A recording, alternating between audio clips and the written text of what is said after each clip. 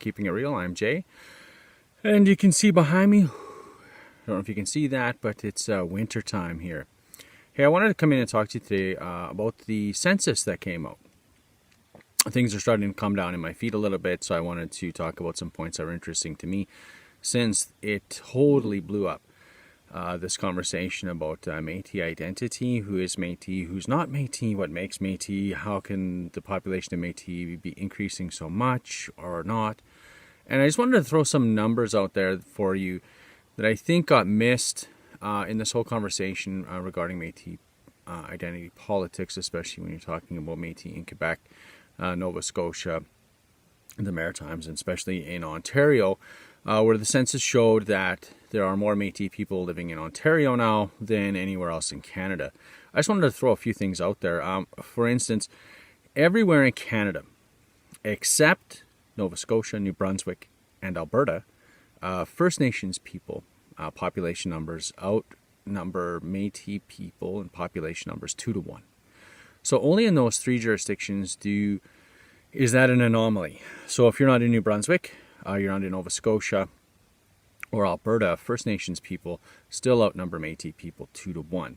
Now, roughly, the First Nations communities have saw a 42%-ish increase in their population numbers, while Métis people saw just over 51% increase in their numbers. But you don't really see a lot of this identity issue politics going on in First Nations communities that this has created in Métis politics.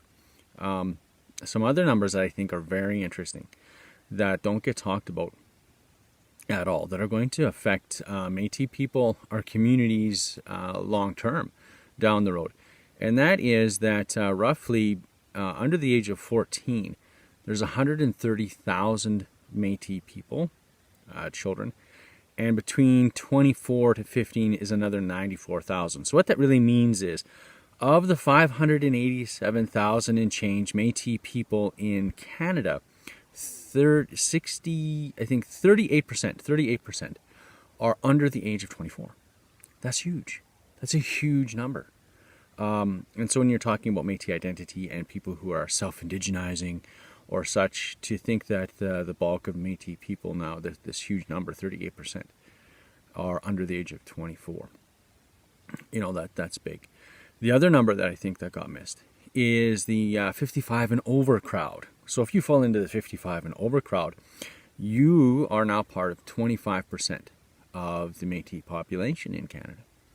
So between now, if you look at that, that's huge too. That's a lot of people who are moving into their senior and beyond years, and that's going to make the dynamics in our Métis communities very interesting.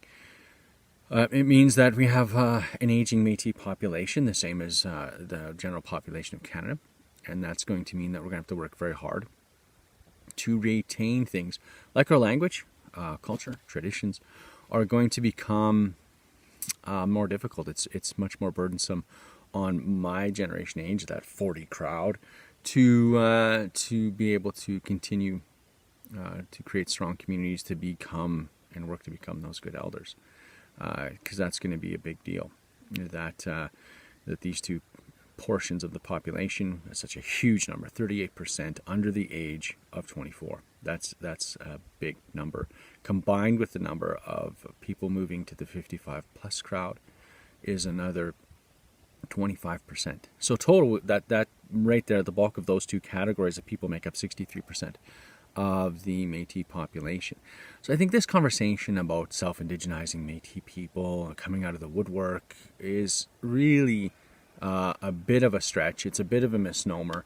The fact is that there's just not, the numbers aren't there to show it really, if you think about it. And so that's the real problem. Who's Métis, who's not Métis? You want to talk about identity politics? We got way bigger problems.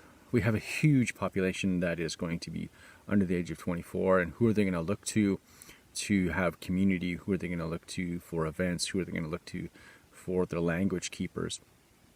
Who's maintaining the continuity of our communities when such a large portion is now young? And especially now, the burden is shifting. We're looking at a huge part of our population, again, over 25%, that's moving to the senior side of things. And so the burden can't rest with them. to maintain our communities, to maintain our culture, our language.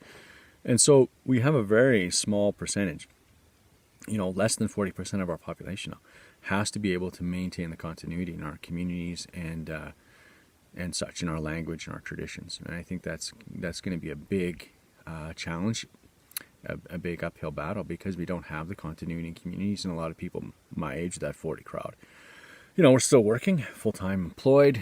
We have families to feed, kids at home. And so that really is an interesting dichotomy to me. So aside from all the Métis politics and the people trying to profit off the alarmism and trying to profit off of the next book deal, basically talking about the big split in Métis identity. Aside from that, I think these two numbers really need to be taken into consideration and really pondered on a community by community level. What are we going to do with such a huge number of young people in our communities? How are we going to engage them? How are we going to provide ongoing continuity of community, our language, and the preservation of these things? How are we going to make that sustainable? And I think that's going to be very difficult with so much of our other part of our population moving into the 55 plus retirement crowd. I'm not there yet, but I'm close. And so I think that's an interesting conversation, and I'm interested to hear what you have to say about that. Aside from, like I said, all the politics of who's Métis and who's not, we need to really talk about programs, youth engagement. What are we going to do for young people today to help them and encourage them to stand up and be proud of who they are, so that they can continue the great legacy of what it means to be Métis. So that's my 2 cents on the whole Canadian census. Hopefully you got your snow tires on and you're prepared for winter like I am, because it's coming for all of us.